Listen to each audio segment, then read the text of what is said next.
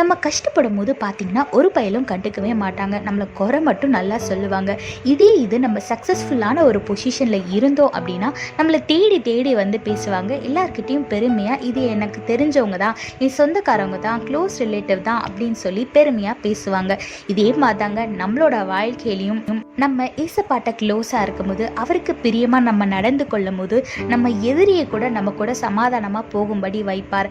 ஆனால் நம்ம ஏசப்பா விட்டு விலகி போகும்போது, உலக பிரகாரமான காரியத்தில் பாவத்தில் ஈடுபடும் போது நம்ம வாழ்க்கையும் அதுக்கேற்ற மாதிரி சோகமாகவும் பிரச்சனையாகவும் தான் இருக்கும். வேதத்தில் பாருங்கள், நீதிமொழிகள் 16:7 போட்டிருக்கு, ஒருவனுடைய வழிகள் கர்த்தருக்கு பிரியமாக இருந்தால் அவனுடைய சத்துருக்களும் அவனோட சமாதானமாகும்படி செய்வார்னு வேதத்தில் போட்டிருக்கு.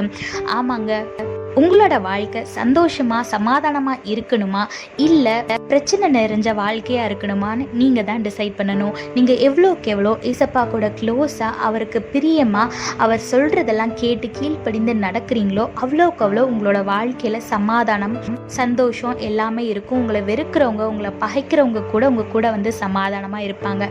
ஆனா நீங்க தேவனை விட்டு விலகி போகும்போது உங்களோட வாழ்க்கையில நிறைய பிரச்சனைகளை சந்திப்பீங்க. அதனால தேவனை விட்டு விலகி போகாம அவரை கிட்டி சேருங்க, ஆசீர்வாதமான வாழ்க்கையை வாழுங்க. கர்த்தர் உங்களோடு கூட இருந்து உங்களை ஆசீர்வதித்து பாதுகாத்து வழி நடத்துவாராக. ஆமீன். When you're going through hard times in your life and when you are struggling with your life, people will make fun of you and they will not care about you.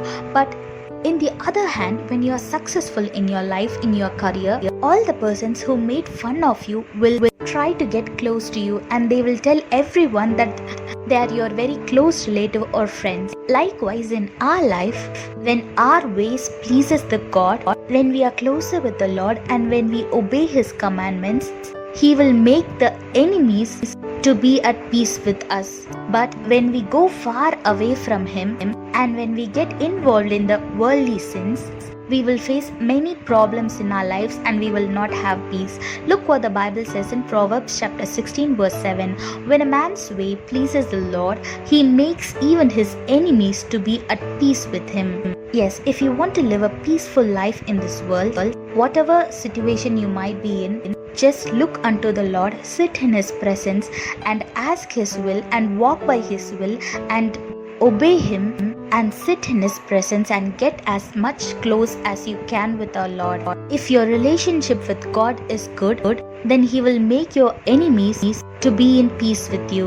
So get close to our Lord, hold on to Him and live a blessed and peaceful life. God bless you all. Have a blessed day.